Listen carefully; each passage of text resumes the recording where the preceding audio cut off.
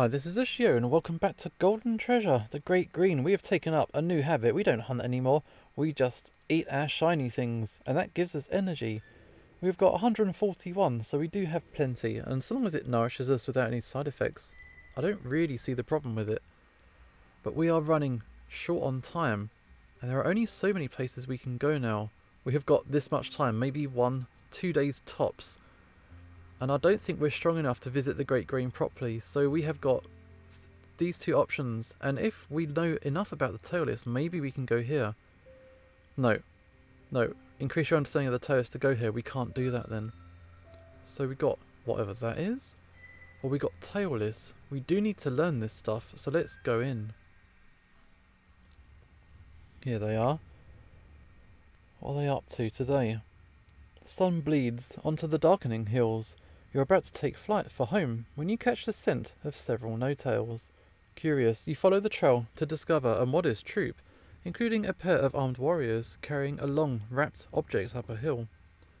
When near the summit, they lay the bundle down and unwrap it to reveal the quiet body of one of their own kind. It seems to have been recently destroyed. The scent of decay is not yet strong. As you watch, the no-tails lower the empty body into a long hole into the ground, carefully, very carefully, as though it is merely asleep and they do not wish to wake it. Why be so gentle with an empty body? It doesn't feel pain, being devoid of mind. And why put it inside the earth? It is a waste of perfectly good flesh to bury, where no one can consume it. Even more shockingly, they then proceed to put more things into the hole, glittering stones, pieces of amber cunningly strung together, a figurine of what looks like a lumberer out of bone, even one of the shinestone false fangs, which they use as weapons. Sometimes they murmur to one another in low tones, or lightly hold each other close. A few are emitting muffled cries rhythmically, while emitting seawater from their eyes. Others rush to touch and whisper to such ones, who gradually become calm, but the warm, salty drops continue to fall. As the setwood glow dwindles, they gather together, grasping each other's paws, and then lift their voices in song. Is it a true song? It evokes something within you, a feeling of despair, as though sun has perished forever and will never return. But also hope, as though the light will somehow come again, if only from within. You have heard many voice songs before, the clan singers for example, all sing together, but each one is careful to make a different sound from all the others, to clash, showing diversity and strength in numbers. This tailless song, however, takes all of the voices and makes them into one. It is as though they are all briefly becoming the very same being, feeling the same emotions. They all seem to know which tone comes next, and how long each should be. It is deeply intentional and fixed, yet also flowing and emotive. When finished, they fill up the whole together, enclosing everything, body and treasures, into the Great Mother's flesh.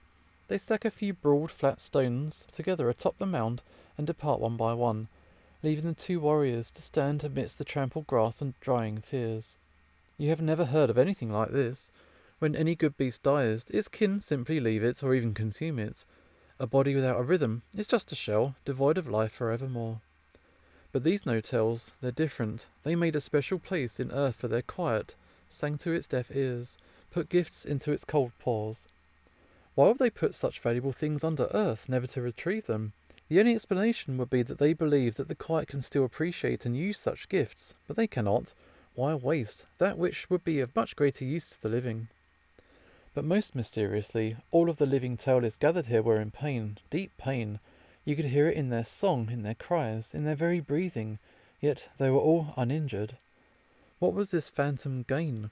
Whence this grey-blue burden, which seemed to be afflicting all of them?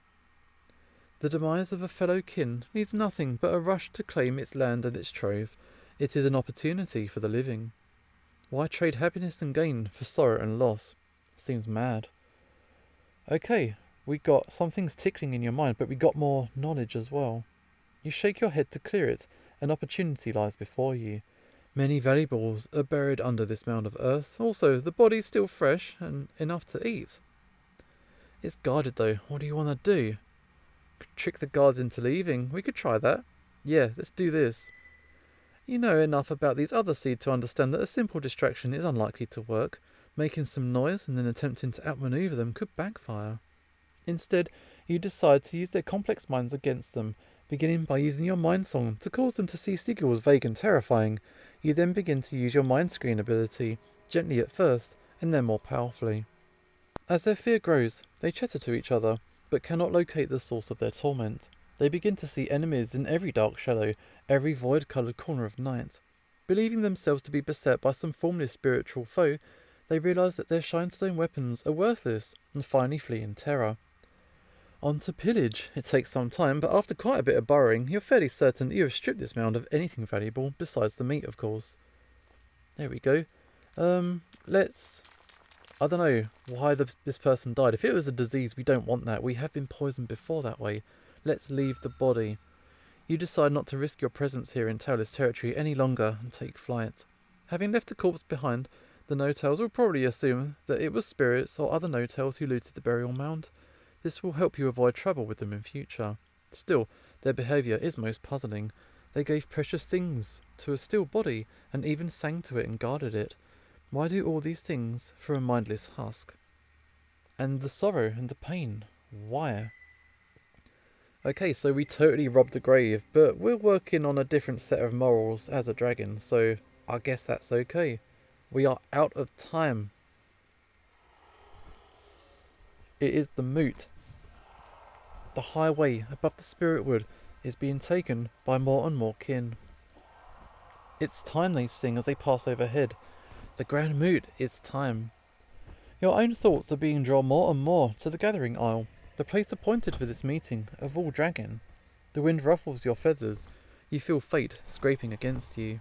What transpires at the great moot will surely change your life and bring an end to this final phase of your youth. The time is ripe. Will you go and face your destiny?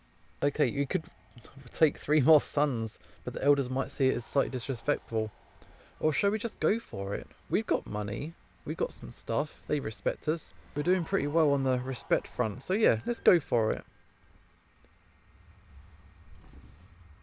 You follow the gathering flight of King Coldwoods and Setwoods to a large island emerging from the great blue. Here at the summit of the gathering hill, the future of the true children of above and below will be decided. Not since the Skyfall have all dragon kind been gathered together. To be so close to so many other dragons is slightly terrifying. Your people are not accustomed to such things, being proud sovereigns each of their own realm and rivals to one another. But you must face the terror of togetherness and be present. Too much is at stake to give in to fear. Lots of dragons. So many. Your essence burns within you as you behold the kin amassed. The beautiful halos crowning each from young to old speak of their many hard-earned epiphanies and triumphs. Some are particularly beloved by a single element, while others have achieved a balance between 2, 3 or even 4. At the highest crown of the ice-capped slumbering fire mountain, the elders reign transcendent.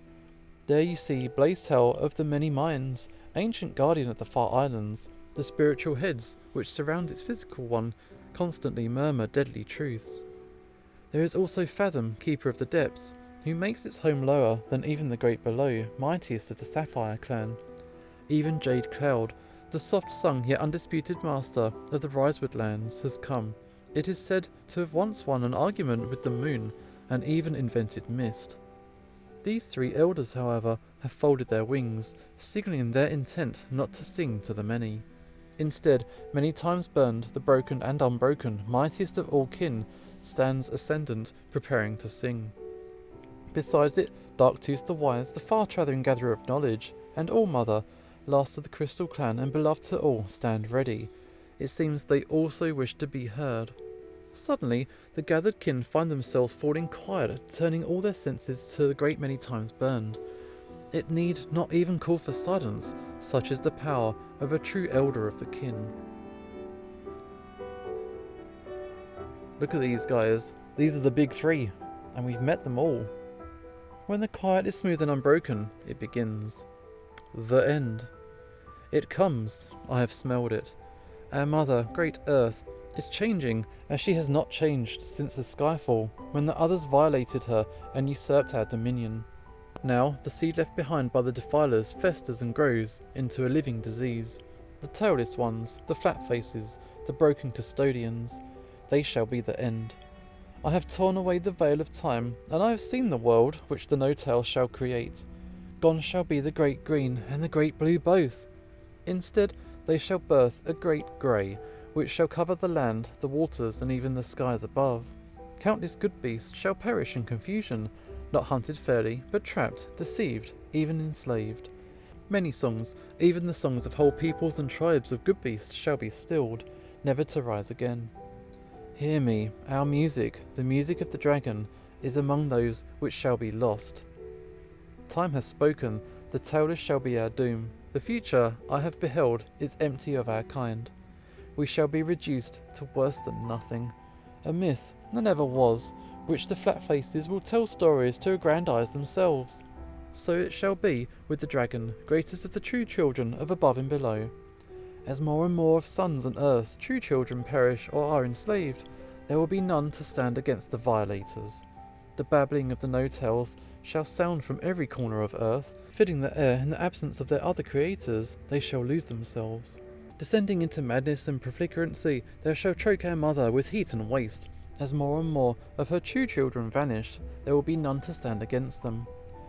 This is the grey future. Indeed, so it shall be. All of the elders have travelled into the future, some through the dreaming, some through secret musics, some through logic and reason, and all have arrived at the same result. Earth, creator of us all, shall be reduced to the demesnes of all but one people, the seed of the others, who will have forgotten their own purpose. Alone, sundered, self-bound. Indeed, the tailless shall devour themselves with their own minds. In the end, theirs shall be the greatest suffering, for they shall perish, understanding that they have been the ruin of it all. Their expansive minds shall not spare them the deep knowledge of their responsibility. The horror, my poor children all, but so it shall be. But hear now my voice, hear my song to all kin born and who shall be born. Final war is now declared upon the no-tells and all of their works. Only by uniting and dedicating ourselves to this blessed act shall we save Earth, who gave us life and made us great among her children. And only by bringing forth the spirit of fire hidden in us can we become sons, instruments in cleansing the future from reality. The tailless are yet weak enough that we may extinguish the flame, but they multiply quickly. Soon the great grey will be too probable to be uncreated, until some beholds Earth free from the taint of all other seed. We must become warriors all, and slay every tailless which draws breath, even to the last hatchling. No kin shall leave this gathering without swearing a binding oath. You shall not suffer a flat face to live, and shall never know peace until the threat is forever gone, and shall be changed. Such is necessity's demand, so it is, and shall be. This sun, the great cleansing of earth begins. The accumulated dragon are astounded.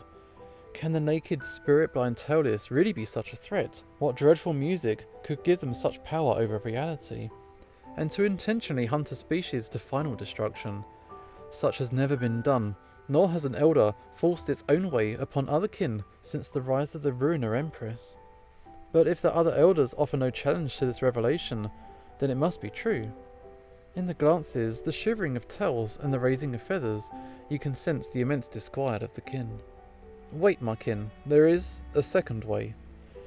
Though the elders have all seen the same grey future, and all agree that actions must be taken, not all believe that the path of fire, the way of destruction, shall avail us. Behold, I bring you a vision. Deep, deep in the star-pierced void, there is another sun, and another earth. There, good beasts unlike any known to us dance and sing, the air is sweet, prey is plentiful, and treasures unimaginable are forged. I have been there, I have tasted its flesh, smelled its skin, I have named this world New Home. Across the turnings by thousands, I have solved the mystery of how to walk among the stars, to fly in the company of suns' brethren. To those with the worth to seed a new world and the wisdom to turn away from the path of destruction, I offer this alternative. A world new to our kind, with vast lands and deep seas, new secrets, new truths, new songs and new music. A world free from the fell others, and clean of their seed. For new discoveries, my mind, even my essence, have long hungered. If the unknown calls to any of the great kin before me, come away with me. We shall endure, and our people shall have a new beginning, and new pleasures and pains both in abundance. We shall grow mightier than we once imagined, It will take much stone, and many new knowledges and paths must be undertaken, but we shall endure far beyond the reach of the tailless.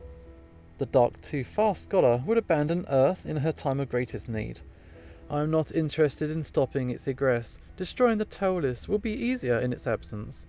Let it chase its desire for novelty into the void and be gone, but any who dare to follow will face my wrath. Every claw, every fang of our people will be needed for the greatest cleansing. We stand against time itself.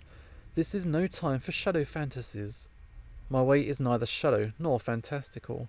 With enough shinestone, a great container to carry us to New Home can be built, so I swear.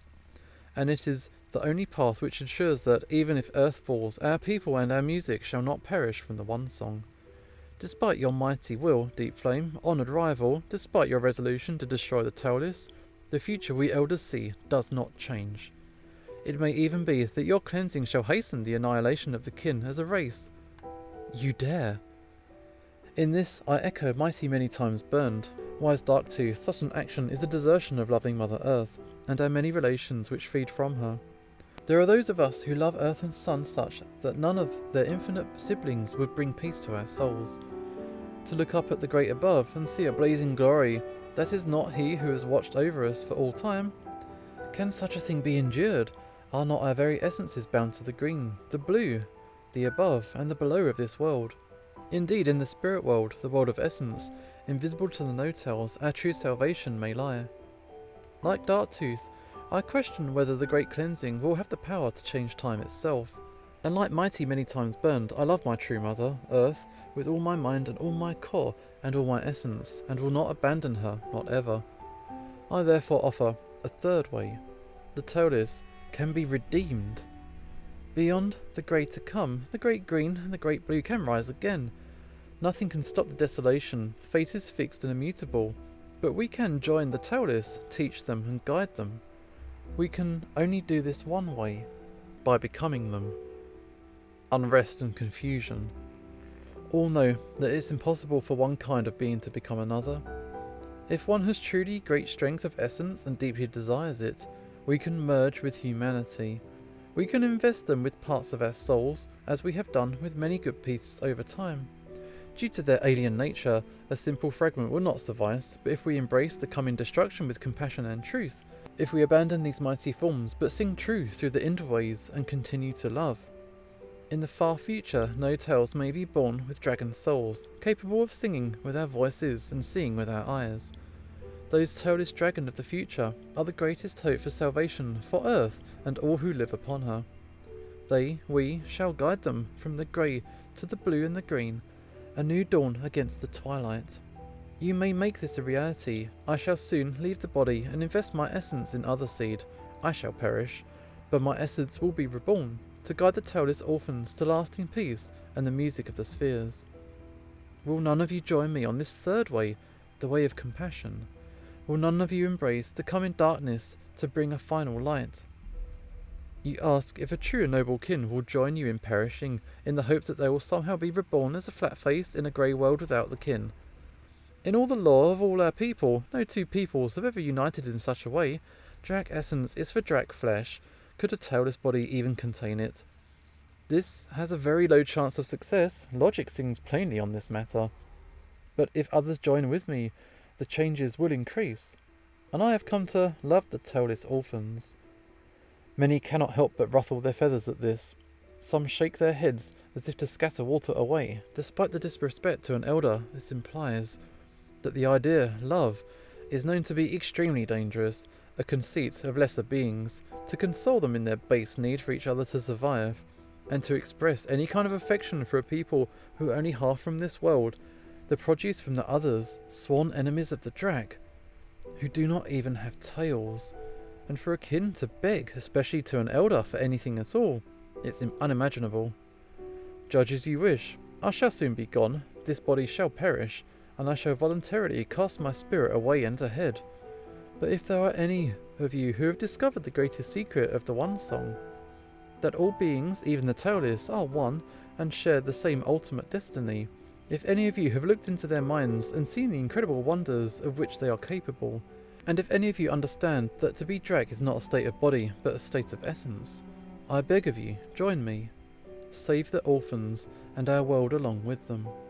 Blasphemy, madness. Your strategy assumes the failure of the Great Cleansing and joins us with the most ruinous and degenerate entity ever to appear on our mother's holy body. No true kin would want such a thing, let alone embrace certain destruction for it. The orphans, the no-tails, did not choose to be created. They are lost and confused, half other, half good beast. Their deepest wish is not to destroy us and taint this world, but only to be loved, to know their true purpose, their true identity as children of the stars. They are deserving of our pity and our compassion, more than any good beast whose way is straight and sure and known. Nevertheless, I know much of the dispersion and accumulation of essence, and the self-sacrifice you endorse is unwise. There is no guarantee that your essence will not be absorbed by a greater force, or dissipated, or enter the wrong kind of body. It would take an active will on par with the greatest actions ever taken by the most strong-souled of the Draak to fulfill your desire. Perhaps you, beloved of all, are mighty enough in spirit, but you are an elder, younger Draak who follow you may well perish fruitlessly. True compassion is beyond all of your logic, wise one. I believe in the depths of my heart that we can merge our peoples and save all. There is more of our music, and that of the one song, in the no-tails than you know. Enough. I will not hear one song note more of this sedition. These two advocate escape or join the enemy. They are elders, strong in many paths. They shall do as they desire. But I will allow no other dragon to follow them into delusion. Earth needs the kin now, as she has never needed her children before. We must do as we were made to do, destroy, with these claws and these fangs, the breath of fire which sun and earth has given us. We must stop the grey future from occurring, join with me, and save that which we love. Save our relations, the good beasts, who shall be victims of our inaction if we delay or recoil from this sacred duty. Let the blue be forever blue, the green forever green. The truth and the justice and the glory lie with me. We shall walk in crimson beauty along this path, or we shall perish. I have sung, so it is, and shall be. Let us then ask, one newly forged. You, keeper of the spirit wood. Suddenly, you feel the senses of all the kin upon you. What's happening? Why have you been singled out? You are young, but you have lived closest to the spirit of the Great Green. Its wisdom is beyond all of ours. It has been since before the skyfall, before even the very first kin. Each action, each discovery, each sun has been a lesson to you from the spirit of the Great Green. Tell us, which path will you follow? To whom will you fasten your destiny? Spirit Keeper, rising flame, for one so young, you show much strength and much promise. Sing then, sing true. Recall the beauty of the green, the wild, free good beasts which have served you, nourished you, and know that only by choosing my path can they be saved. Even as you, I am one with the wild. I am one with this world. I have been melted in its core, and folded and reforged many times. Join with me and become the salvation of the Great Green, the salvation of its spirit, before whom all, even I, bow and admit inferiority. Keeper of the heart of the Great Green, my beloved child, you have seen the truth of compassion. You must know by now that destruction cannot save us. Destruction is wanton, and only begets more of itself. Let us go together into a new future, new bodies, new voices. Together we can save the Draken, the orphans, and the Great Mother all. This way has been long, but at last a young kin arrives at childhood's true end. It is an adult in body, but once a way has been chosen, then it shall be one in essence. True, adults know that there is seldom a right answer, and yet we still must choose. We must move forward. This young kin has had many adventures and tasted success more often than failure.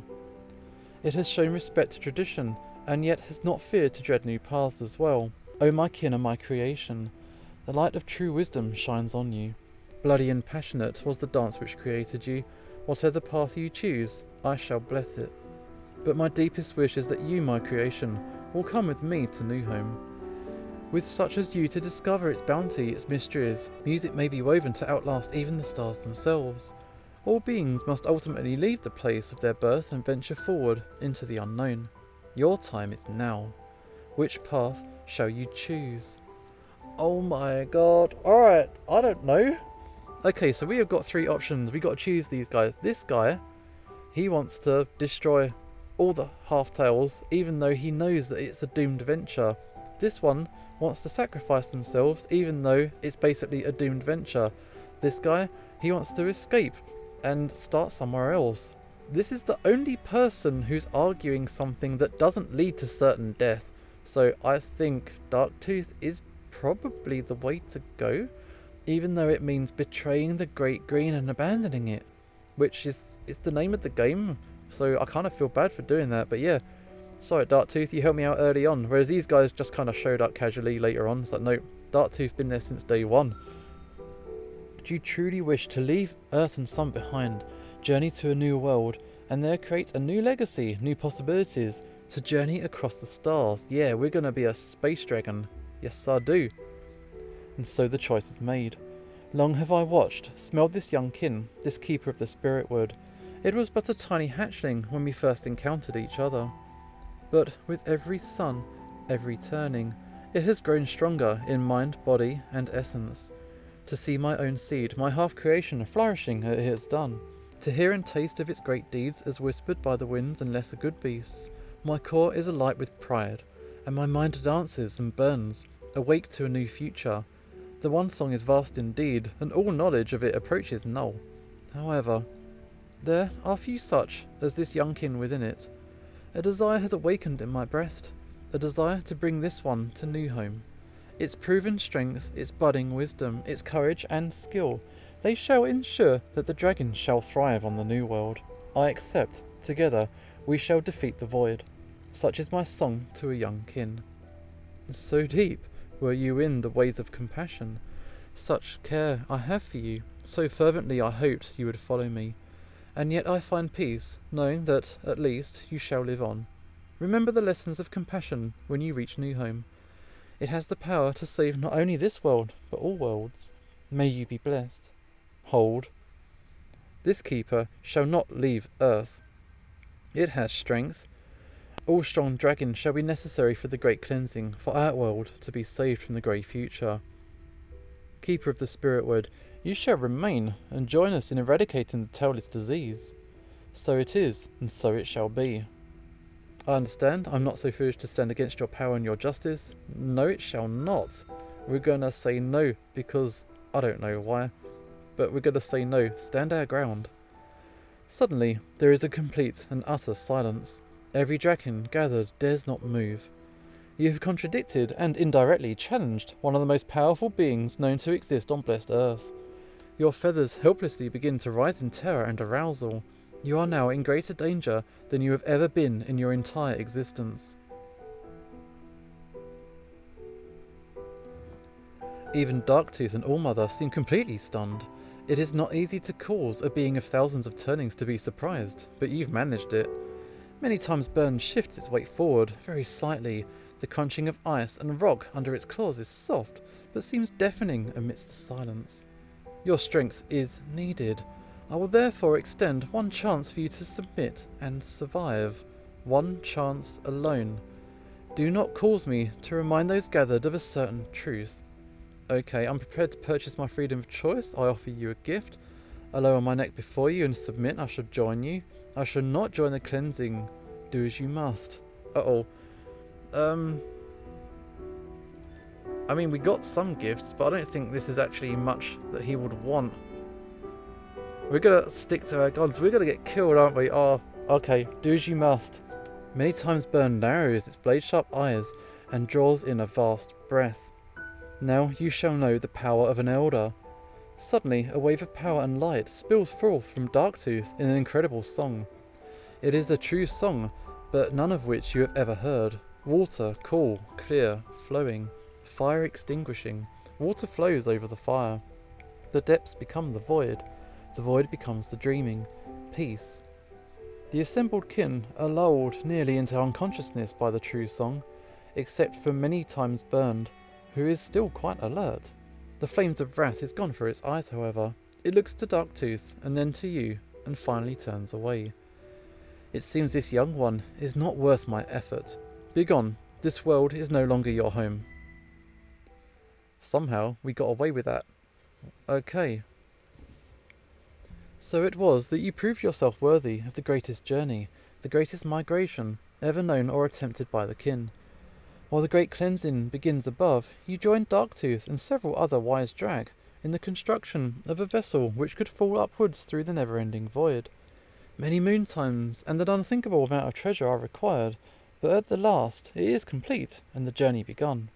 Inside the vessel, sealed in the new freezing chamber, a second chamber of shinestone, strange fluids, and dead time. You know not the passing of distance or moments. It is another great sleep, a final hibernation, unexpected but necessary. And then, at long last, heat and thought creeps back into your vast and perfect body. The last wall falls away.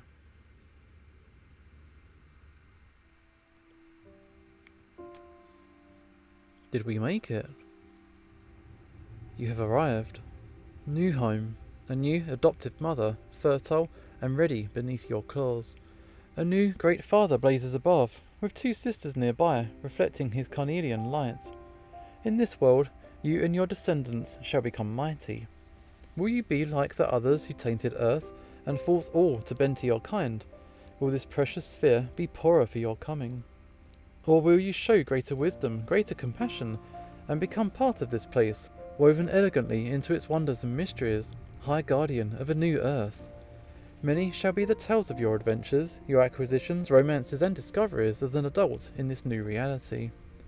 But those are different tales. This story, the story of your childhood in the Great Green, is over. Perhaps you lived other childhoods, other lives as a Draak long ago. Perhaps one day you shall discover other truths, other endings to your beginning. Until then, may you be blessed.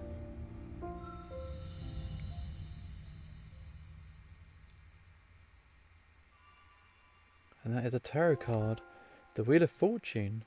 Tomorrow brings a new world, for what rises must fall, and what falls must rise. That's very cool.